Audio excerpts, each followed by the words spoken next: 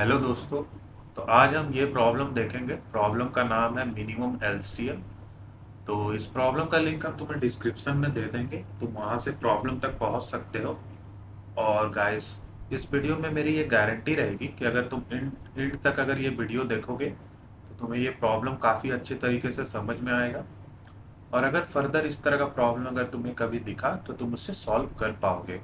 ठीक है, तो आओ चलते हैं वन नोट पर और समझते हैं इस प्रॉब्लम को। तो सबसे पहले हमें प्रॉब्लम के इनपुट आउटपुट को समझना होगा। तो इस प्रॉब्लम में हमें एक इंटीजर n दे रखा है। ठीक है, और हमें क्या करना है, हमें दो इंटीजर फाइंड करना है। उन दो इंटीजर को मैं a एंड b बोल रहा हूँ। ठीक है, हमें n integer given as an input, हमें दो इंटीजर फाइंड करना है a and b such that a का वैल्यू ग्रेटर देन जीरो हो, b का वैल्यू भी ग्रेटर देन जीरो हो, एंड a प्लस b क्या हो, n के बराबर हो। ठीक है, a प्लस बी एन के बराबर हो। ठीक है, ये तो हो गया पहला कंडीशन।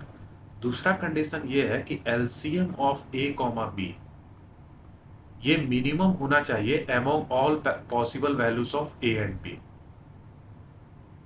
तो जिस केस में हमारा एलसीएम मिनिमम है जिस ए एंड बी के लिए, उसे ही हमें एज ए आउटपुट प्रिंट करना है। ठीक है, अब इन्होंने क्वेश्चन में बता रखा है कि अगर मल्टीपल आंसर एग्जिस्ट करता है तो तुम कोई सा भी आंसर को कोई सा भी ए और बी के वैल्यू को प्रिंट कर सकते हो। ठीक है, तो एक बार और मैं रिपीट करता हूँ।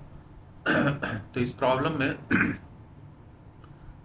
हमें एक इंटीजर n दे रखा है और हमें दो इंटीजर फाइंड करना है a and b such that a greater than zero हो, b भी ग्रेटर देन जीरो हो, and a plus B equal to n हो। फिर हमें क्या दे रखा है कि LCM of a comma B हमें मिनिमम चाहिए। अब जिस a और b की वैल्यू पे एलसीएम मिनिमम मिल रहा है उसे ही हमें एज एन आउटपुट देना है। ठीक है, तो यही है हमारा प्रॉब्लम का स्टेटमेंट। तो अब एक एक एग्जाम्पल से इस प्रॉब्लम के स्टेटमेंट को पूरे अच्छे तरीके से हम क्लियर कर लेते हैं। तो हमारा एग्जाम्पल है, लेट सपोज करो n हमारा 9 दिया है। ठीक है, n अगर 9 दिया है तो a और b का क्या कौन कौन सा पॉसिबल वैल्यू है, जरा हम इसे लिख लेते हैं। तो हमें पता है कि a ग्रेटर देन जीरो होने वाला है, तो सबसे पहला वैल्यू 1। और b का वैल्यू क्या होगा, हमें यह भी पता है कि a प्लस बी किसके बराबर है, n के बराबर है। तो अगर a का वैल्यू 1 है और n 9 है तो b का वैल्यू क्या होगा, n माइनस ए। तो b का वैल्यू होगा n माइनस ए। ठीक है, तो यानी कि a अगर 1 है तो b का वैल्यू 8 हो जाएगा, a 2 रहेगा तो b का वैल्यू 7 हो जाएगा, a 3 रहेगा तो b का वैल्यू 6 हो जाएगा, a 4 रहेगा तो b का वैल्यू 5 हो जाएगा। अब जब हम a का वैल्यू को 5 लेंगे तो b क्या हो जाएगा, 4 हो जाएगा। तो देखो ये केस और ये केस ऑलमोस्ट आइडेंटिकल है। ठीक है, ये दोनों केस क्या है, ऑलमोस्ट आइडेंटिकल है। सिमिलरली अगर हम a का वैल्यू 6 लेंगे और तो हमारा b क्या हो जाएगा, 3 हो जाएगा। तो ये केस और ये केस आइडेंटिकल है। अब तुम आगे पढ़ोगे तो तुम्हें ये केसेस रिपीट होते हुए दिखेंगे। ठीक है, तो हमें जस्ट नीड है यही तक की वैल्यू का। ठीक है, इतना ही हमारा यूनिक वैल्यू है ए और बी का।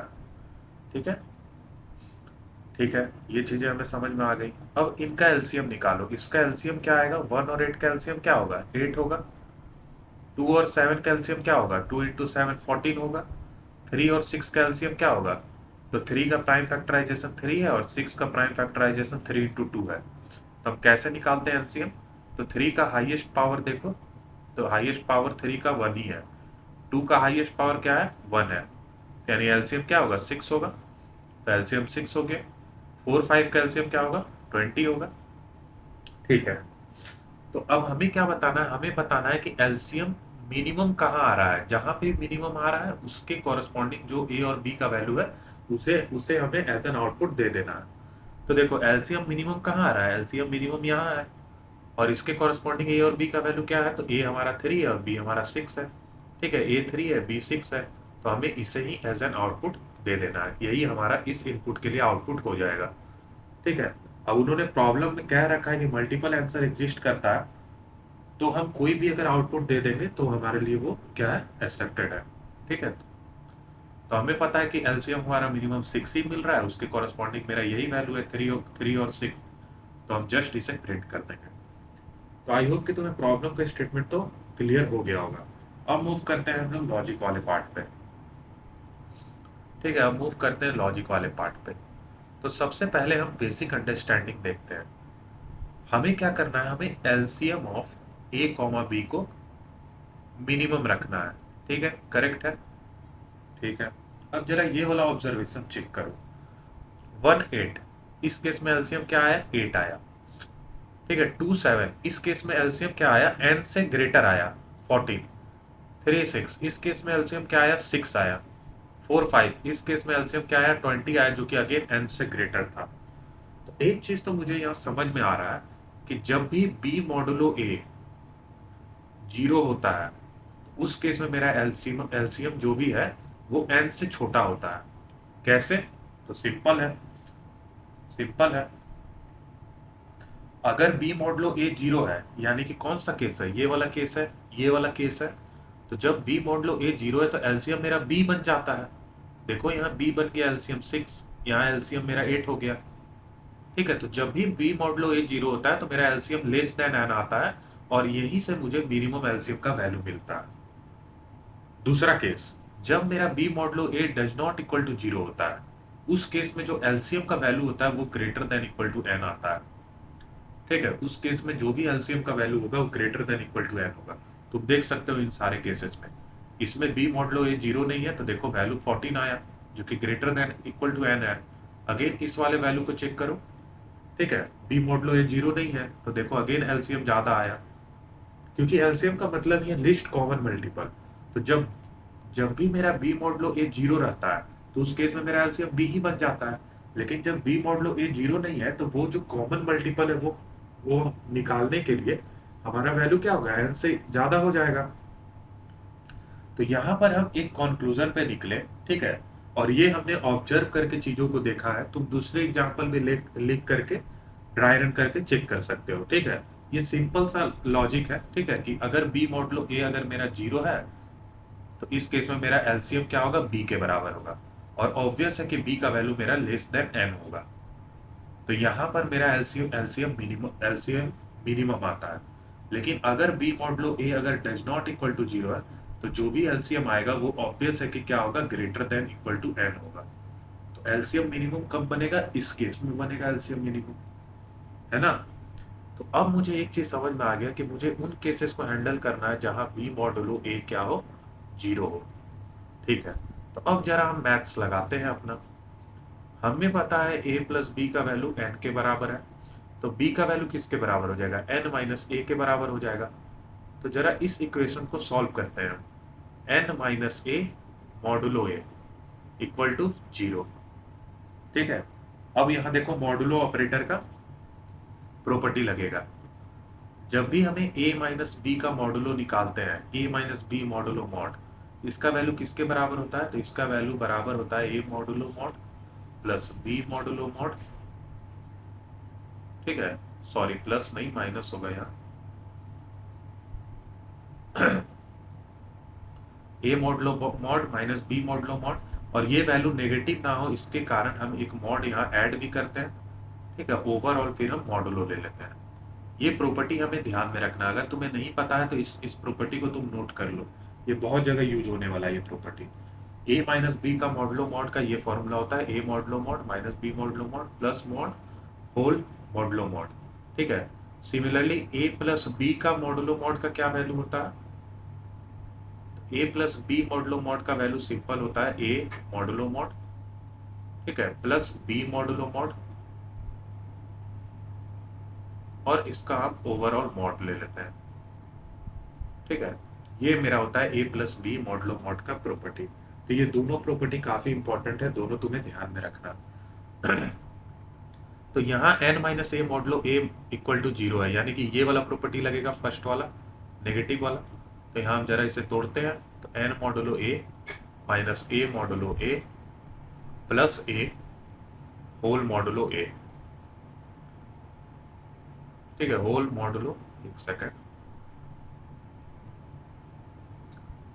Whole modulo A equal to 0।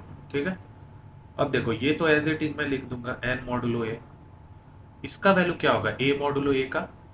a modulo a का मतलब ये है कि जब हम a को डिवाइड कर रहे हैं a से तो रिमाइंडर क्या आ रहा है, तो ए को जब तुम डिवाइड करोगे ए को ए से, यानी कि सेम इंटीजर को सेम इंटीजर से डिवाइड करोगे तो रिमाइंडर क्या आएगा, जीरो आएगा। तो ये वैल्यू तो जीरो हो जाएगा, ठीक है। तो -0 plus A as it is रहेगा, modulo A equal to zero, ठीक है। तो यानी कि इसे मैं अगर लिखूं तो N modulo A plus A modulo A equal to zero. अब ये देखो, ये ए, इसको ए की तरह ट्रीट करो, इसको बी की तरह ट्रीट करो, तो ए प्लस बी मॉडुलो समथिंग।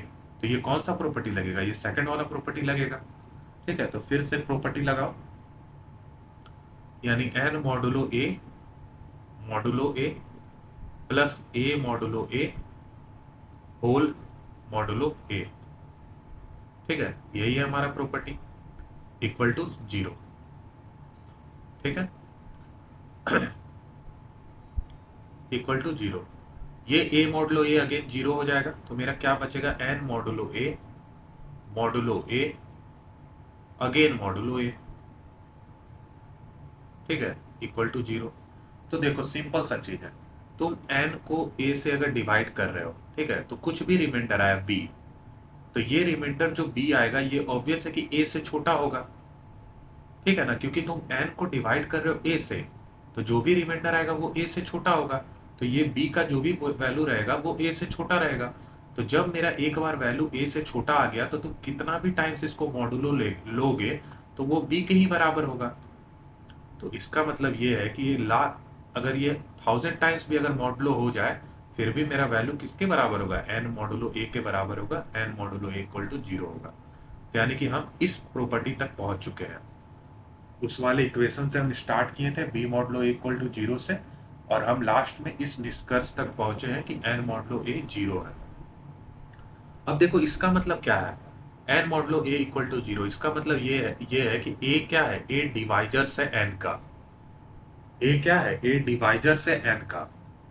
तो हमें पता है कि अगर हमें डिवाइजर निकालना है किसी भी नंबर एन का, तो वो हम स्क्वायर रूट ऑफ एन के टाइम कॉम्प्लेक्सिटी में निकाल सकते हैं, ठीक है। कैसे, सिंपली हम फॉर लूप लगा देंगे, आई इक्वल टू 1 से I into I less than equal to N I plus plus,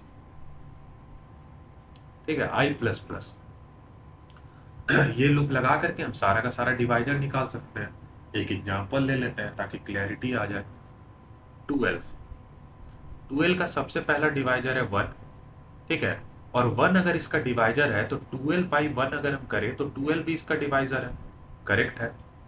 second 12 का डिवाइजर है 2, 2 जो है 12 को कंप्लीटली डिवाइड करता है, तो 12 बाई 2 अगर हम करें तो 6 भी इसका डिवाइजर होगा, तो यहाँ हमने 6 लिख लिया, ठीक है। तो ये देखो 4 डिवाइजर तो हमें ऐसे ही मिल गया। अगेन क्या है, 3 भी 12 का डिवाइजर है, तो 12 बाई 3 अगर हम करें तो 4 आएगा, 4 भी डिवाइजर बनेगा। फिर अगेन तुम चेक करो 4, अब जब तुम 4 के लिए चेक करोगे ना, तो ये अगेन ये वाला पार्ट रिपीट होने लगेगा, ठीक है। फिर जब तुम 6 के लिए चेक करोगे तो ये पार्ट रिपीट होगा। तो यानी कि अब हमें आगे चेक ही नहीं करना है, तो ये जस्ट हम √12 टाइम्स चला करके लूप, ठीक है, √12 टाइम्स हम लूप चलाएंगे और हमें ये सारा का सारा डिवाइजर पता चल जाएगा 12 का, ठीक है। ये फंडा है इस डिवाइजर को निकालने का, ठीक है। तो हमें just square root of N तक लूप चलाना है, और इसी कारण हमने यहाँ I into I less than equal to N लिखा। इसका मतलब ये है कि हमें स्क्वायर रूट ऑफ एन तक ही चलना है। कैसे, तो I square less than equal to N, तो I less than equal to square root of N, है ना, सेम ही बात है। तो इसी कारण मैंने ये लिखा है। तो स्क्वायर रूट ऑफ एन तक हम लूप चला करके हम सारा का सारा डिवाइजर पता कर सकते हैं। तो हमें डिवाइजर का जरूरत क्यों पड़ा था, क्योंकि हम लास्ट में इस इक्वेशन तक पहुंचे थे कि N modulo A equal to zero है, ठीक है।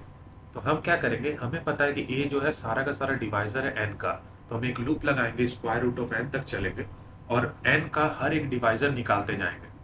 अब हर एक डिवाइजर क्या है, ये ए का वैल्यू है, ठीक है, यानी हमें ए का वैल्यू पता चलते चला जाएगा, और जब हमें ए पता चल जाएगा तो बी तो हम आसानी से निकाल सकते हैं। कैसे, क्योंकि हमें पता है कि ए प्लस बी किसके बराबर है, एन के बराबर है, तो बी का वैल्यू क्या हो जाएगा, एन माइनस ए। समझ रहे हो, जब हमें ए पता चल गया, ए हम कैसे पता करेंगे, तो ए कुछ नहीं, हम स्क्वायर रूट ऑफ एन का लूप लगाएंगे और एन का डिवाइजर्स निकालते जाएंगे, क्योंकि एन का डिवाइजर्स ही तो है ए, तो ए हमें आसानी से पता चल जा रहा है। और अगर हमें ए पता चल गया तो बी भी आसानी से पता चल जाएगा, क्योंकि ए प्लस बी एन है, तो बी का वैल्यू एन माइनस ए हो जाएगा। है ना। तो यानी कि हमें ए भी पता चल गया, बी भी पता चल गया। अब एक हम वेरिएबल रखेंगे एलसीएम नाम का, ठीक है। उसमें हम क्या करेंगे, हर एक ए और हर एक बी के लिए एलसीएम निकालते जाएंगे, ठीक है। लेट सपोज करो ए का कुछ वैल्यू आया आई, तो बी का वैल्यू कितना आएगा, एन माइनस आई। तो हम इस ए और इस बी के लिए एलसीएम निकालेंगे। अगर ये एलसीएम मेरा मिनिमम रहा, ठीक है, कहने का मतलब ये है कि इनिशियली हम एलसीएम नाम के वेरिएबल में एक बड़ा वैल्यू डाल देंगे। लेट सपोज करो 9 इंटू 10⁻18, ये वैल्यू हमने डाल दिया। तो हम जब इस वैल्यू का एलसीएम निकालेंगे तो हम कंपेयर करेंगे, क्या इसका जो एलसीएम आ रहा है वो छोटा है इस एलसीएम के वेरिएबल से। अगर छोटा है तो हम इस एलसीएम को अपडेट करेंगे और ए और बी की वैल्यू को भी अपडेट कर लेंगे। इसी तरह से हम सारे के सारे एलसीएम में जो मिनिमम रहेगा उसको कंसिडर करेंगे और उसके कॉरस्पॉन्डिंग ए और बी का वैल्यू स्टोर कर लेंगे और एट द एंड ए और बी की वैल्यू को आउटपुट में दे देंगे, ठीक है। तो समझ रहे हो ये क्वेश्चन कितनी आसानी से हमने सॉल्व कर लिया और हर एक एक पार्ट का तुम्हें प्रूफ दिया है मैंने, कुछ भी चीज रटने को नहीं कहा। तो सिंपल सा चीज है, हम इस निष्कर्ष तक पहुंचे थे कि एन मॉडलो ए 0 होगा, ठीक है। ये हमने डिराइव करके निकाला है तुम्हारे सामने। अब जब हमें ये चीजें पता चल गई तो हमें पता है कि ए जो है डिवाइजर है एन का, और डिवाइजर हम निकाल सकते हैं स्क्वायर रूट ऑफ एन के टाइम कॉम्प्लेक्सिटी में। एक बार हमें डिवाइजर पता चल गया, ए का सारा वैल्यू पता चल गया, ए अगर पता है तो बी निकालने के लिए हमने ये इक्वेशन हमें पता है, डायरेक्टली हम इसकी मदद से बी निकाल लेंगे। और ए और बी दोनों पता चल गया तो इसका एलसीएम निकाल लो और जो एक एलसीएम नाम का वेरिएबल रखो उसको कंपेयर करते जाओ। जब ये एलसीएम का वैल्यू छोटा मिले तो एलसीएम को अपडेट करो, ए और बी के वैल्यू को अपडेट करो। तो ये जो मैं बोल रहा हूँ ये तुम्हें मैं कोड में दिखाऊंगा, ठीक है, तो तुम्हें अच्छे तरीके से समझ में आ जाएगा। तो गाइस मुझे उम्मीद है कि तुम्हें लॉजिक तो समझ में आ गया होगा, ठीक है, और क्यों हमने ऐसा किया ये भी चीज़ें क्लियर हो गई होंगी। तो आओ चलते हैं, अब इसे कोड करते हैं, ठीक है। तो सबसे पहले हमने यहाँ टेस्ट केस ले रखा है। अब हम एक इंटीजर n ले लेंगे, ठीक है। तो ये हमने n ले लिया, ठीक है। अब हम जैसा कि बताए थे हमें सारा का सारा n के डिवाइजर पर चलना है, ठीक है। तो मैं d से डिवाइजर को बता रहा हूँ, ठीक है। वेरिएबल d डिवाइजर को डिनोट कर रहा है। d इक्वल टू 1 से हमें कब तक चलना है, d into D less than equal to n तक, ठीक है, और d प्लस प्लस, ठीक है। अब हमें चेक करना है, क्या ये d का वैल्यू डिवाइजर है n का।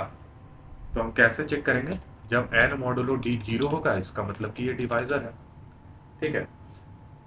तो यानी कि मुझे एक डिवाइजर का वैल्यू क्या मिल गया, एक डिवाइजर का वैल्यू मिल गया d, ठीक है।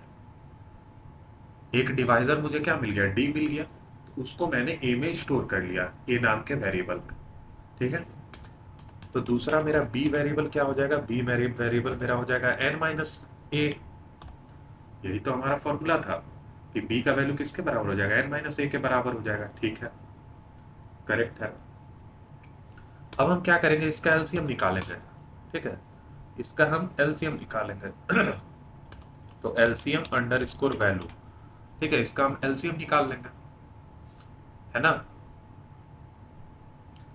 इसका हम एलसीएम निकाल लेते हैं,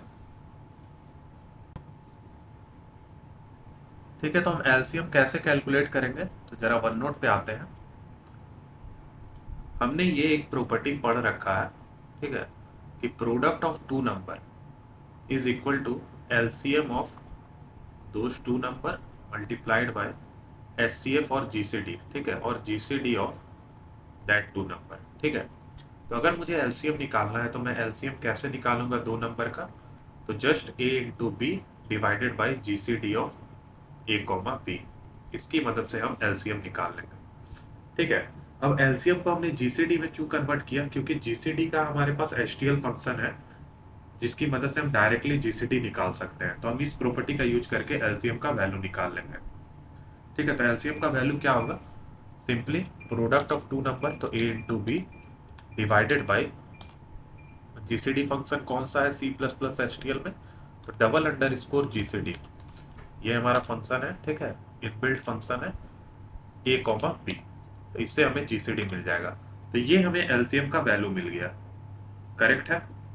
अब मैंने क्या बोला था कि मैं एक एलसीएम नाम का वेरिएबल मेंटेन करूंगा, ठीक है, इसमें कि इनिशियली बहुत बड़ा वैल्यू दे दूंगा 9 इंटू 10⁻18, 9e18, ठीक है। 9e18 का मतलब है 9 इंटू 10⁻18।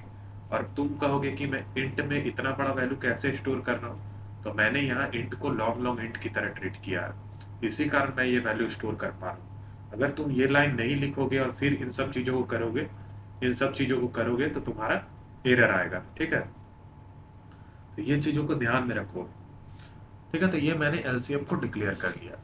अब मैं चेक करूंगा, ठीक है, अब मैं चेक करूंगा, ठीक है, कि क्या मेरा जो ये एलसीएम का वैल्यू है छोटा है इस एलसीएम वेरिएबल से। अगर छोटा है तो मैं इस एलसीएम में ये एलसीएम की वैल्यू डाल लूंगा, ठीक है। और ये जो ए और बी का वैल्यू है ना, ये मेरा वो दो नंबर हो जाएगा।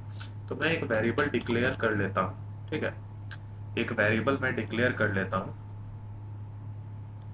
फर्स्ट नंबर और सेकंड नंबर के नाम से, ठीक है, फर्स्ट नंबर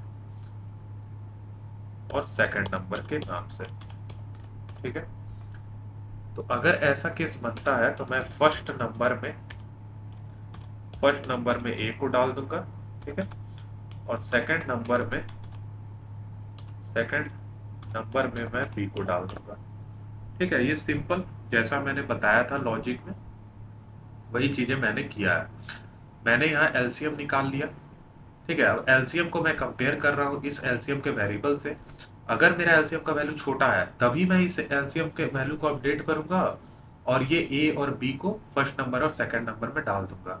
ये फर्स्ट नंबर और सेकंड नंबर मेरा आउटपुट कंटेंट कर रहा है, ठीक है, यही मेरा आउटपुट होने वाला है, ठीक है। तो ये तो पहला पार्ट था, ठीक है। अब जरा एक चीज देखो, ये हमने क्या देखा, कंडीशन लगाया था कि एन मॉडुलो डी जब 0 है तब हम अंदर आए थे इस इफ कंडीशन के। अब जरा तुम यहाँ हो, यहाँ हमने बता रखा है,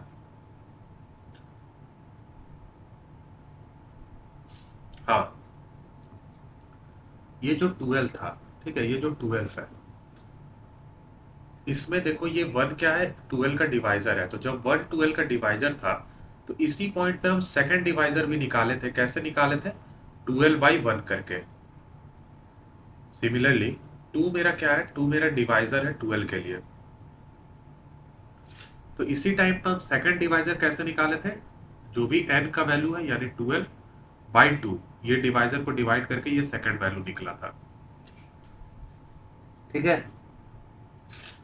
तो मुझे तो टोटल डिवाइजर निकालना है ना, क्योंकि n मॉडुलो a 0 ये मेरा इक्वेशन है, a मेरा डिवाइजर है, तो जितना पॉसिबल डिवाइजर है वो सारा मुझे चाहिए।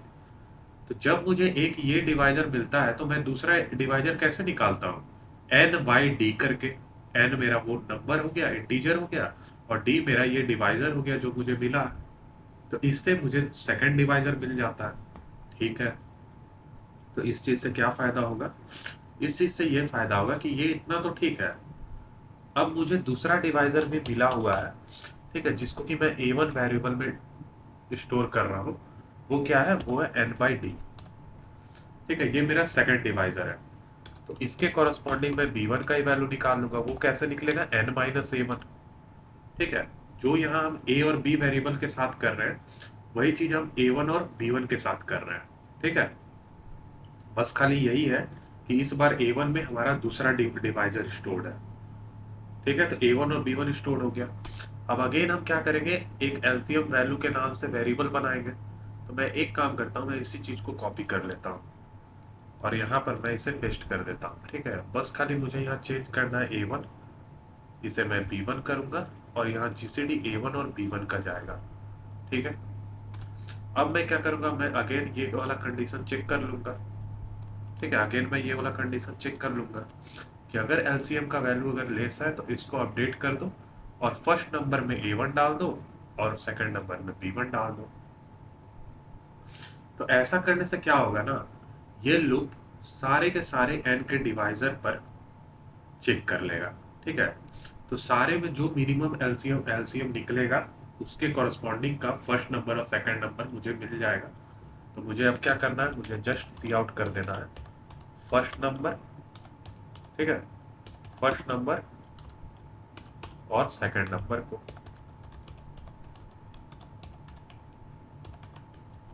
ठीक है। तो ये मेरा आउटपुट हो गया। एक बार हम इसे रन करके देख लेते हैं। तो गाइस यहाँ एक चीज देखो, ये जो सेकंड वैल्यू है बी का वो मेरा हमेशा जीरो आ जा रहा है। वो ऐसा क्यों हो रहा है? तो देखो जब डी इक्वल टू वन है, ठीक है, जब डी इक्वल टू वन है तो उस केस में ए वन का वैल्यू क्या आएगा? ए वन का वैल्यू एन के बराबर होगा, ठीक है। अब ए वन का वैल्यू अगर एन के बराबर है तो बी वन क्या होगा? बी वन जीरो हो जाएगा। तो मुझे प्रॉब्लम की स्टेटमेंट में ही लिख रखा है कि ए और बी का जो भी वैल्यू होगा वो ग्रेटर देन जीरो होगा। तो इस केस को तो हम कंसिडर नहीं कर सकते हैं, है ना। तो इसका मतलब ये है कि हम जो ये लूप लगाएंगे ये हम टू से चलाएंगे, वन से नहीं चलाएंगे।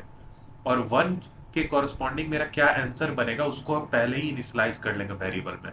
तो लेट सपोज करो फर्स्ट नंबर मेरा वन है। तो अगर फर्स्ट नंबर वन है तो सेकंड नंबर क्या होगा? एन माइनस फर्स्ट नंबर, यानी कि एन माइनस वन। तो इसे मैंने पहले ही इनिशियलाइज कर रखा है, ठीक है। और हम लूप कहाँ से चलाएंगे? टू से चलाएंगे, ताकि मेरा बी इक्वल टू जीरो वाला केस कभी बने ही ना। अब एक बार इसे रन करते हैं हम।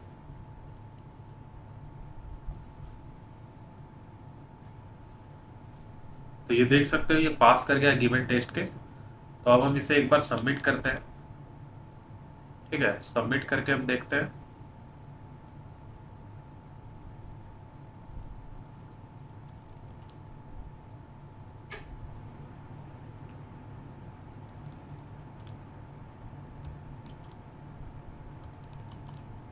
तो ये गाइस तुम देख सकते हो ये प्रॉब्लम एक्सेप्ट हो गया, ठीक है। तो ये केस गाइस हमें ध्यान देना था, हमने यहाँ डी को वन से स्टार्ट किया था, बट जब हम डी को वन कर रहे हैं तो यहाँ बी वन का वैल्यू जीरो हो जा रहा है, ठीक है। तो ये चीज़ हमें समझना था। तो इस चीज़ को हमने बहुत आसानी से हैंडल कर लिया। हमने डी को टू से स्टार्ट कर दिया और वन के कॉरस्पॉन्डिंग जो भी आंसर बन रहा था वो मैंने पहले ही इनिशियलाइज कर दिया फर्स्ट नंबर और सेकंड नंबर। और इस तरीके से हमारा ये भी क्वेश्चन सॉल्व हो गया। अगर गाइस तुम्हारा कुछ भी डाउट रह गया हो तो तुम कमेंट करना। So thank you guys.